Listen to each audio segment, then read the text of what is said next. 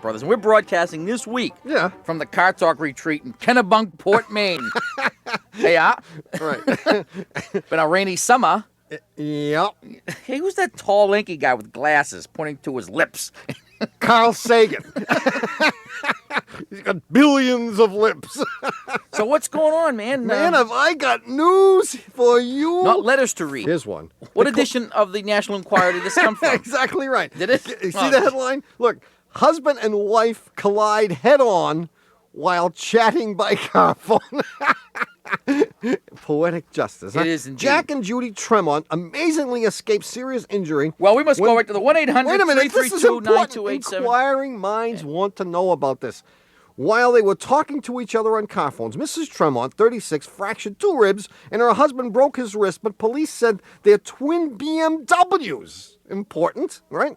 Collided at 45 miles an hour and considered it a miracle that neither was killed. That's the equivalent of the real crash test, right? Right. They actually did instead of crashing a BMW into a brick wall, they crashed it into another similar twin BMW. That's probably the most realistic crash test there is. And the results? And they both lived. Here it is. It's amazing that they weren't killed, it says. Now, the question is, when they had this accident, I'm sure knocked unconscious, were the phones left off the hook? And were they charged? Oh, they probably were. They probably were. Oh, yeah. The phone bill may have been higher than the repair bill. The phone may have sat not off... on a BMW. 1-800-332-9287. Are you ready for a call? I've been ready. I've been sitting here in the studio since 6 o'clock this morning. Hello, you're on Car Talk. Hello. The Tappet Brothers. That's me. How are you? Good. Who's this? This is Dave Miller in Albany, Georgia. Dave, what's up? Well, I'm having a problem with my 87 Ford Ranger. It's got a V6 in it, and when I first bought the truck, it had loads of power, and I'm having a couple of different problems with it, actually. The first one is a mechanical problem. I'm suffering a loss of power, especially at the low RPMs. And as you can imagine, it gets very hot here in Georgia. And driving home in the evenings when the weather is very, very hot, the valve lifters seem to be rattling quite badly. Oh.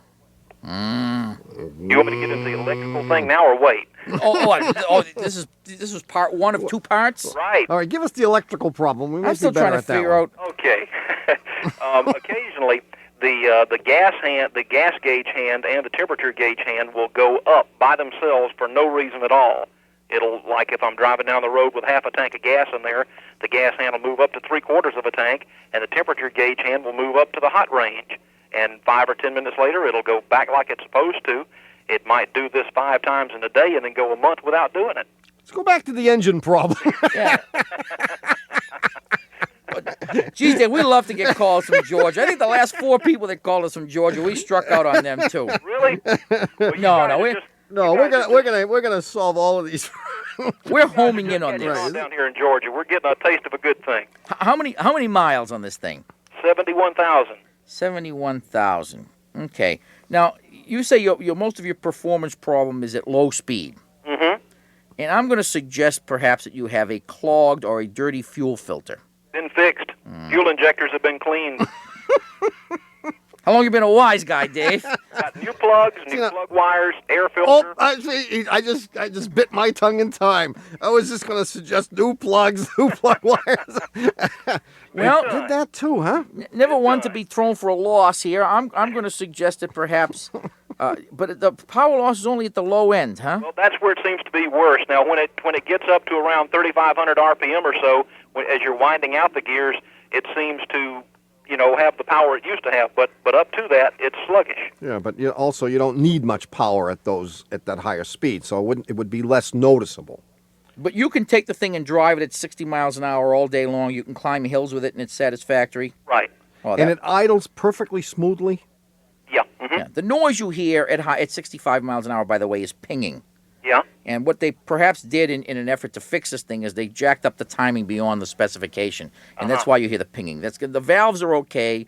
The pinging is the reason it's making the noise. And the reason it has low power is that the injectors probably need to be replaced rather than cleaned. Woohoo. Okay? Woohoo.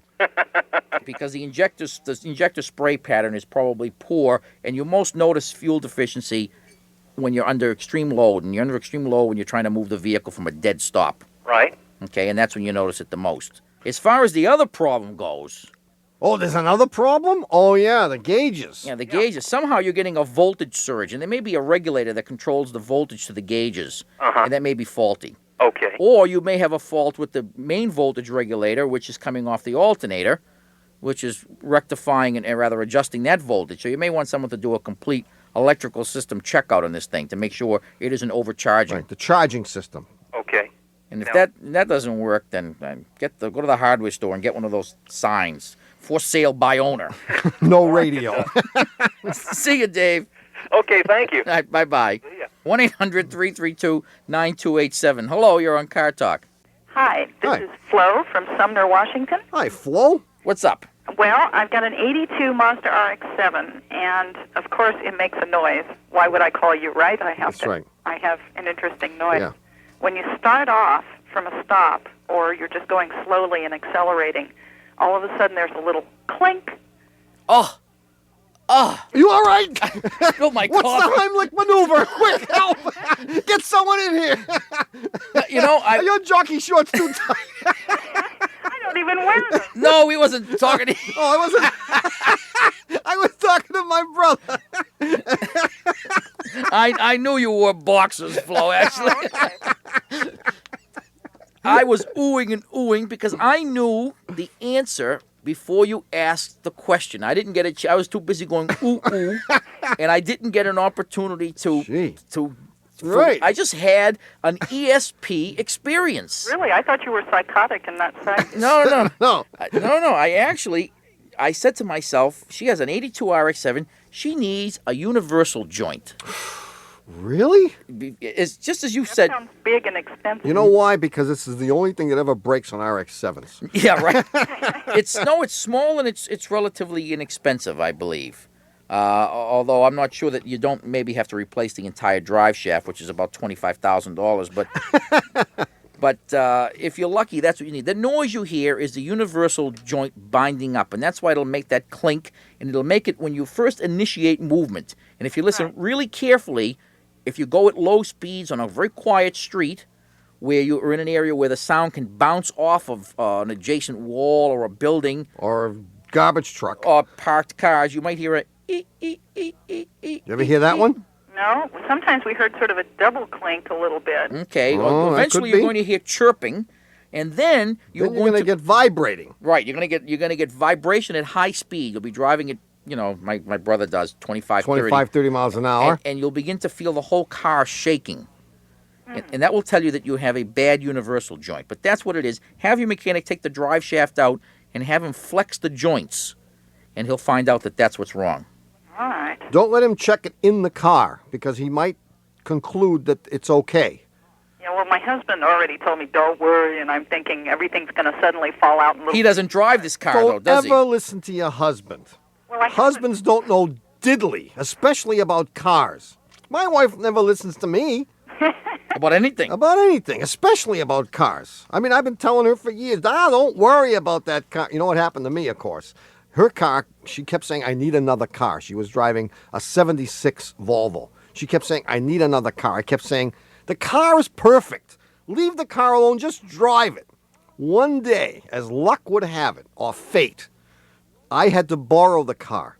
And I was driving it home in a pouring rainstorm, and it broke down. Died right Now, there what by he, the what side he of the doesn't road. know, and I can divulge this now, is Joanne and I arranged all that in advance. So we made the car break down on him so he'd realize what a heap it was, You booby-trapped my car? and they could get a new one. But that's what you need, Flo. Thank you very much. All right. And don't ever listen to your husband again. No, Bye-bye. no, Thank you. We'll be right back with the answer to the puzzler right after these very important messages.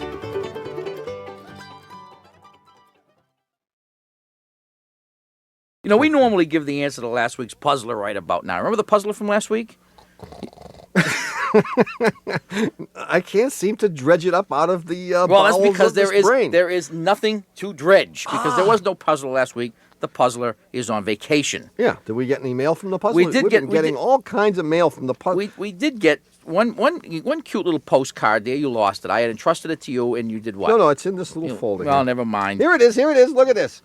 It says, No, you got to read the front. Hi, boys. Having a wonderful time. The weather is beautiful. See you in the fall. Your buddy, the puzzler. And it says, ciao To all of you from Rome. And then in real small letters it says Oregon. Hey, they don't say Oregon out there. We say Oregon. Oregon. Oregon. Oregon. Yeah, you got to put the I say Oregon. we got to put the accent on the right syllable.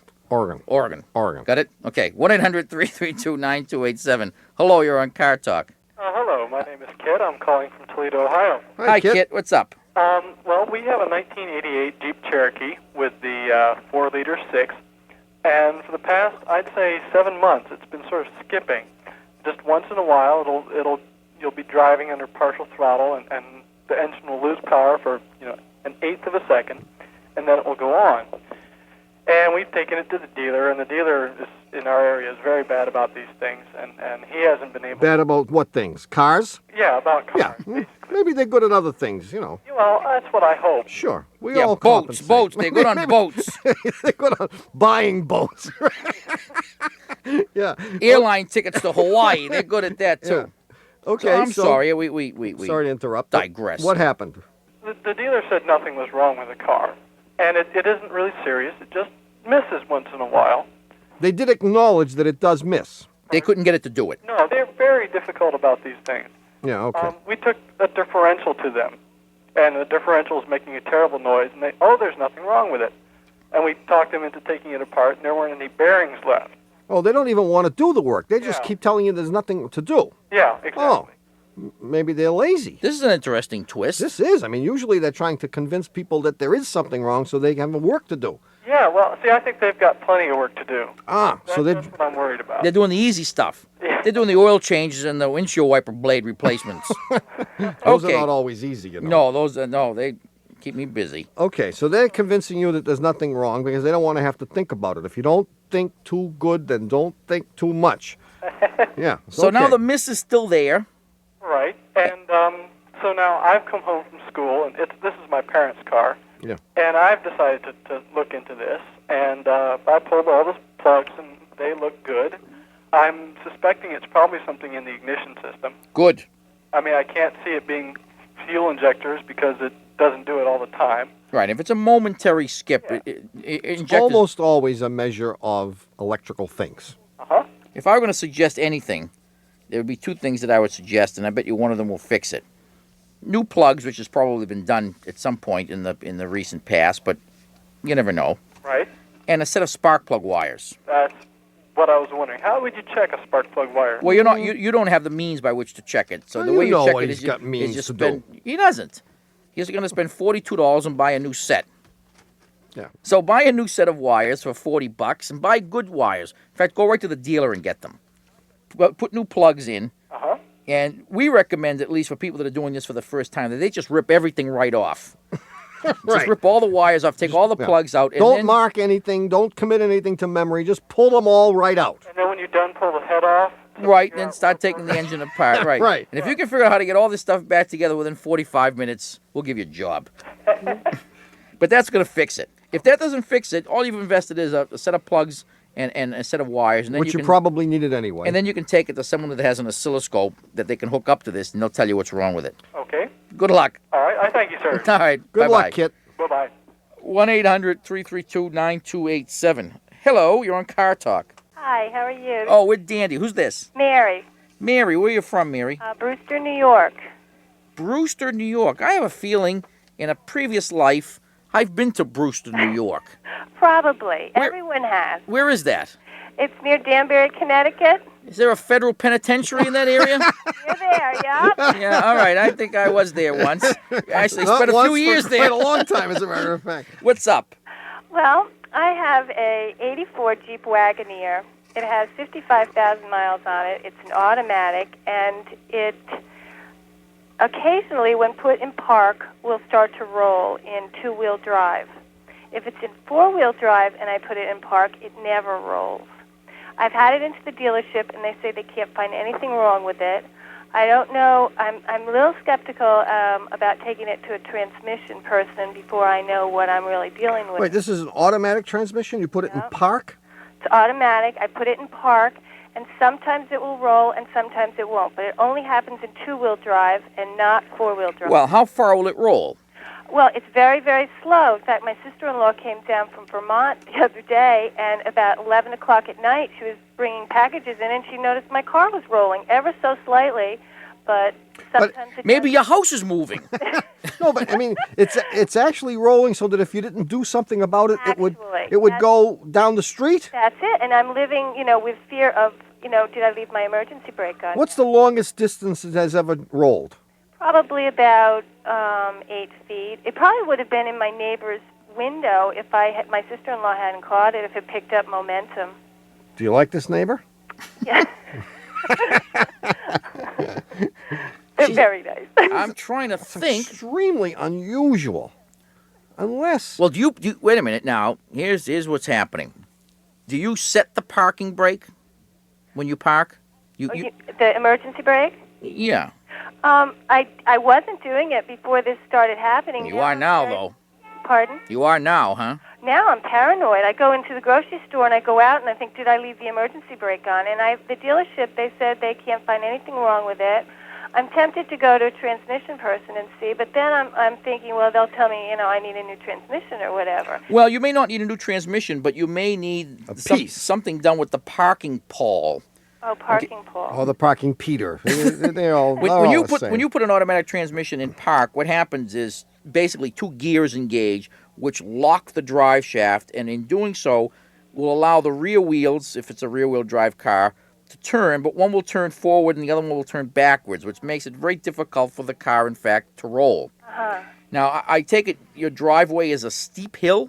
No, it's kind of flat on the top, and then it goes down a hill. Mm-hmm. So where the car is parked, it's flat, and then, inch back, and then... And once you get over the hump, down you go. Right. Yeah. Well, here's what's happening. Okay. Some of the time, the parking pole is not engaging the ratchet, okay? So some of the time, it's not, in fact, going into park, either because the linkage is worn out, and even though you think you've gotten it into park, you haven't. On those occasions, for whatever reason, if the handbrake has been set but really can't hold the car, it will roll very, very slowly with the handbrake, say, 90% on or 80% on. Yeah. If you didn't have the handbrake on at all, in 20 seconds, it would be in your neighbor's kitchen. Yeah. Okay, Right. it would just roll right away because, in fact, park is a very binary thing. When it's in park, either it works or it doesn't. Yeah. And the reason you can't tell if it's working well at all is that you have the emergency brake on. I think you should go for the danger and just not use the emergency brake anymore. And let's find out what the hell's going on here. That would be big bucks for my neighbor. It would be, right, but it would all be covered by insurance. Right, everything. That way you get rid of the car, No, the you get rid of insurance the neighbor. covers everything except what's necessary to repair the car. Wait, first you go to your neighbor and you say, where do you want the new back door? Right.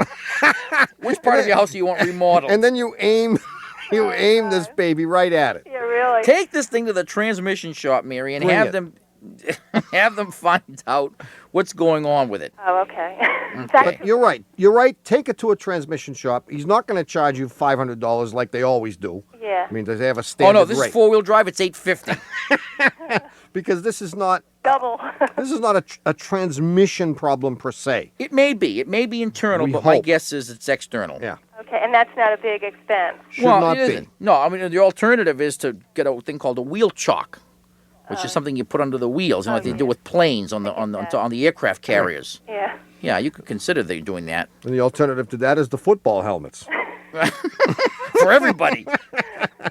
Get it fixed. I think this is potentially This is dangerous. dangerous. Oh, it's terrible. Yeah. Okay, thank you so much. And don't trust the handbrake because they're notorious for being lousy. Yeah. Yeah, that's why they don't call them emergency brakes anymore. They don't even work in an emergency. Right. Okay. Good luck, Mary. Thank you. All right, bye-bye. Bye-bye. Don't move to San Francisco. No, I was going to suggest you move to Oklahoma. Right. No problems there. Ha, don't go anywhere. Stick around for more calls and the new puzzler coming right up. The shortest minutes, those are Einsteinian minutes. We're going to be back in a minute. It's never Hey. a minute. E does equal MC squared. Yeah? Yeah. In this case, it's MC cubed. Are you the MC or am I the MC? Well, anyway, we're back. There are two of us. That's why it's MC squared. Is that And- why? yeah. Is that what Einstein meant? Yeah, and we're here to answer your questions about cars, car repair, and my brother's incessant quest for a national 35-mile-an-hour speed limit. Yeah, and I've got some interesting stuff here, man. This is a letter from who? Ted Lowenberg of San Francisco. I thought you might find this interesting because it proves the association between, you ready for this? Cars and gas grills. Now, we've talked about gas grills, which have nothing whatever to do with cars, right? We haven't talked about it. Aye. All And right, it is- so if you want to wouldn't give me all the consider it- credit, you- I'll take all I don't the think I'd credit. even consider it talking. All right. blah, blah, blah, blah, blah, blah, blah, blah, blah. He writes blah, blah, blah, blah. See, well, look. Blah, blah, blah, blah. All right. He got a little, this note is from the San Francisco Chronicle in the grab bag column. The original Henry Ford, Henry himself, not Hank Ford or Edsel Ford, but Henry, wanted to recycle scraps from wood panels on Model T cars. Right? So what does he do? He developed, Henry Ford, I didn't know this, developed a charcoal briquette and built a plant In Kingston, Rhode Island. close with Thomas Edison to make charcoal briquettes. Eventually, he turned the business over to another partner. Who? Charles Kingsford. Kingsford. I knew it was something like that. Kingsford, Kingsman. Some people therefore label Henry Ford the father of modern outdoor cooking. I knew there was a reason you didn't like Fords. Isn't that? I mean, that's amazing. Well, you know, Henry Ford was also responsible for the 8-hour workday. It was him, huh? It was 4 hours before that. No, it was 9. Yeah. 10. 9 or 10. 50. I mean, Tom has an 8-hour work week now. It's killing him. Oh, you said day? Wait, the work day? What is he, nuts? you know, I just wanted to remind people that the Puzzler is on vacation for the summer. When is the puzzler coming back? Any And day we don't now? know where it's going, where it's been, nor do we really even care. And it promised it would write to us, but it never did. It sent us some cryptic notes. But if you've seen it, you can write to us. Or, even more importantly, if you have a puzzler of your own that you'd like to share with us, that we can in turn share with our other listeners. I mean, maybe something that's even good and challenging and clever and interesting. We've actually gotten some good mail. Good mail. Good puzzlers. I think I can see that they've kept it all from you, actually.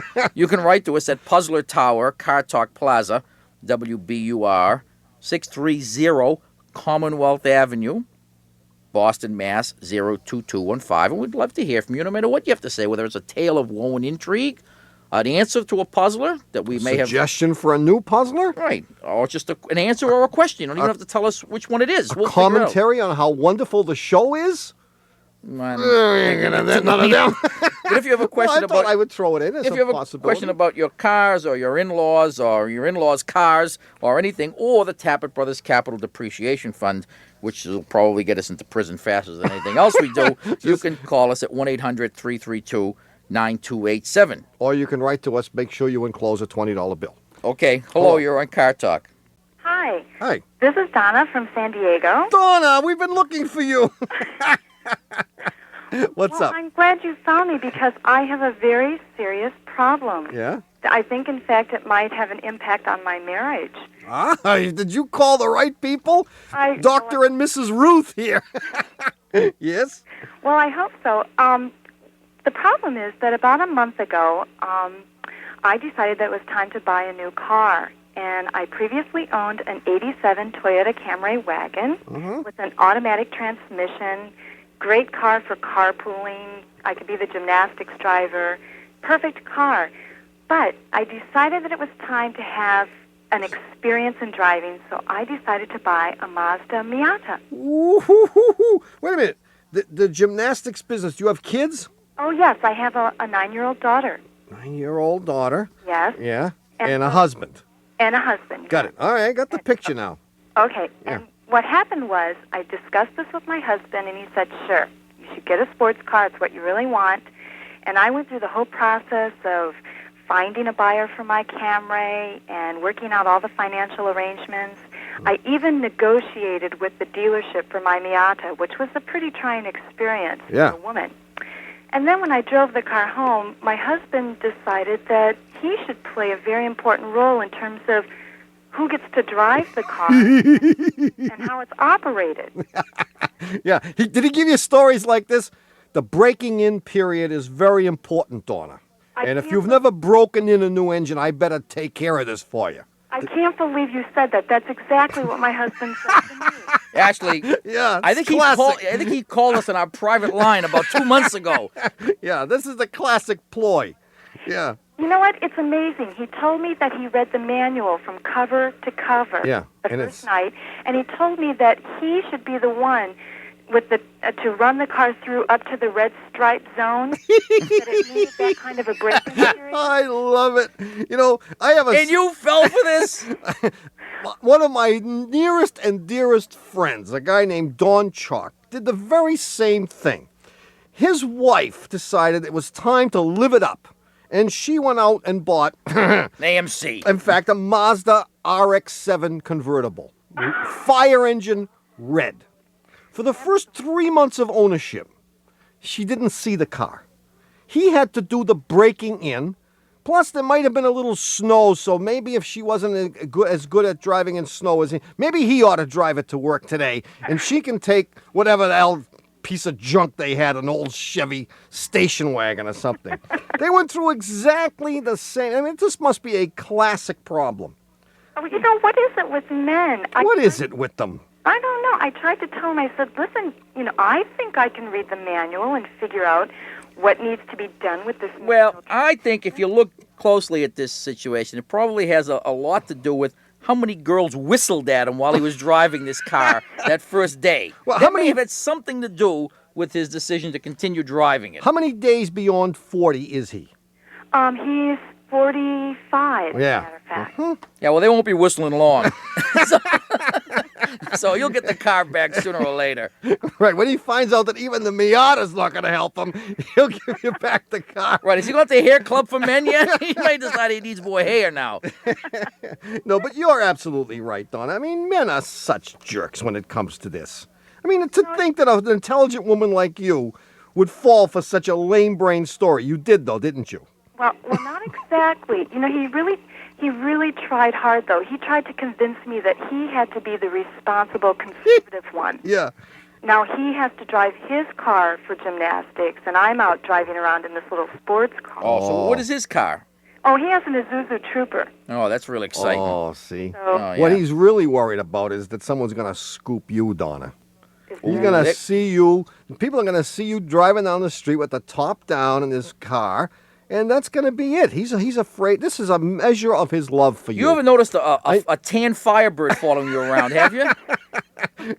Jim No. Rockford, I think, is probably on this case. Actually, now, I was wrong. I mean, we're all wrong on this. Your husband is not a jerk. This is a measure of his love for you. He's afraid that you're going to get stolen from him. And so to prevent that from happening, he wants you to drive around in the frumpy Trooper, and he'll do the. It's one of these. It's a rotten job, but somebody's got to Gee, do it. you know, Right? he's right. I apologize. I never met your husband, and I have to apologize. I think my brother's right that he's really doing his best for you, Donna. He wants to keep you for himself. And So every time he says, "I'll take the Miata today," throw your arms around him, give him a big kiss, and say, "Hun, thanks for loving me this much." see you, Donna. okay, thanks, you guys. Yeah, sure. See you later.